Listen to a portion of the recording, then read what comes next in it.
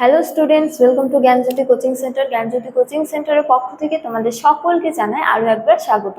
তো স্টুডেন্টস, আজকে আমি যে বিষয় নিয়ে তোমাদের সামনে চলে এসেছি সেটি তোমাদের ফার্স্ট সেমিস্টার মেজর হিস্ট্রির ফার্স্ট ইউনিটের একটি টপিক। তো আলোচনা শুরু করার পূর্বে বলে রাখি, তোমরা যারা এখনও আমাদের সাথে যুক্ত হওনি কিংবা যুক্ত হতে চাইছো তারা কিন্তু কর্নারের এই দুটো নাম্বারের মধ্যে যে কোনো একটিতে যোগাযোগ করে আমাদের সাথে যুক্ত হতে পারো। এছাড়া বলে রাখি যে আমাদের এখানকার কোর্স ফি কিন্তু খুবই সীমিত, অর্থাৎ আমাদের এখানকার টোটাল কোর্স ফি হলো 499। তো তোমরা যারা আমাদের সাথে যুক্ত হতে চাইছো তারা কিন্তু যুক্ত হতে পারো। চলো এবার আমরা আজকের আলোচনা শুরু করি। তো আজকের আমার আলোচনার বিষয় হলো এপিক বা মহাকাব্য, বা বলা যায় যে প্রাচীন ভারতের ইতিহাস রচনায় এই মহাকাব্যগুলির গুরুত্ব আলোচনা করো। তো বলা যায় যে প্রাচীন ভারতের ইতিহাস রচনায় বৈদিক সাহিত্যের পরেই এই মহাকাব্যগুলির গুরুত্ব অপরিসীম। তো আমরা সবাই জানি আমাদের হিন্দু ধর্মে দুটি মহাকাব্য রয়েছে, যথা রামায়ণ এবং মহাভারত। তো এবার আমরা রামায়ণ ও মহাভারত সম্পর্কে একটু আলোচনা করব। তো বলা যায় যে রামায়ণ মূলত খ্রিস্টপূর্ব তৃতীয় ও দ্বিতীয় শতক থেকে খ্রিস্টীয় দ্বিতীয় ও তৃতীয় শতকের মধ্যে রচিত হয়েছিল এবং এই গ্রন্থটি মূলত রচনা করেছিলেন মহর্ষি বাল্মীকি। এছাড়া বলা যায় যে এই গ্রন্থটি মূলত সংস্কৃত ভাষায় রচিত হয়েছিল।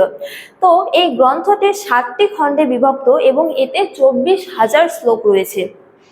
তো রামায়ণের প্রধান বিষয়বস্তু কি ছিল?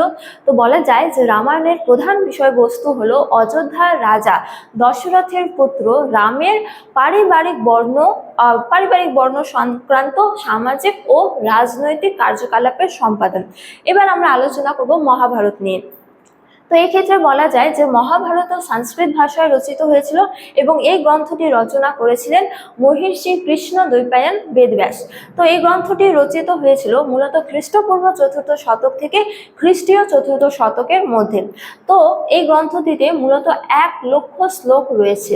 তো বলা যায় যে মহাভারতের মূল বিষয়বস্তু কি ছিল?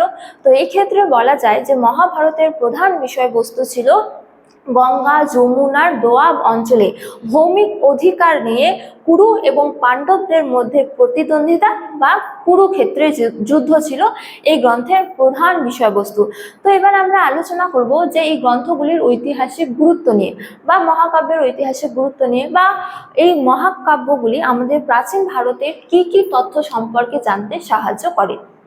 তো মূলত বলা যায় যে মহাকাব্যগুলি থেকে আমরা মূলত প্রাচীন ভারতের বেশ কিছু তথ্য জানতে পারি, যেমন আর্য অনার্যদের সংঘর্ষ বা তৎকালীন সময়ে বিভিন্ন রাজবংশগুলির কার্যকলাপ, এছাড়া দাক্ষিণাত্যে আর্য সংস্কৃতির বিস্তার, তার পাশাপাশি সেই সময়কালের সামাজিক, রাজনৈতিক, অর্থনৈতিক এবং ধর্মীয় ব্যবস্থা, তার পাশাপাশি বলা যায় যে বিভিন্ন বর্ণ প্রথা এবং হচ্ছে যে তৎকালীন সময়ে শূদ্র এবং নারীদের অবস্থা কেমন ছিল, এই সংক্রান্ত বহু তথ্য কিন্তু আমরা জানতে পারি। ফলে বলা যায় যে প্রাচীন ভারতের ইতিহাস রচনায় এই মহাকাব্যগুলির গুরুত্ব কিন্তু খুবই অপরিসীম। তো স্টুডেন্টস, এই ছিল আজকে আমার আলোচনার বিষয়। তোমাদের ভালো লাগলে অবশ্যই লাইক করো এবং বন্ধুদের সঙ্গে শেয়ার করো এবং আমাকে অবশ্যই কমেন্ট করে জানিও তোমাদের ভিডিওটি কেমন লেগেছে। তোমাদের সাথে দেখা হবে অন্য এক ভিডিওতে অন্য এক টপিক নিয়ে। ততক্ষণ ভালো থাকো, সুস্থ থাকো। Thank you.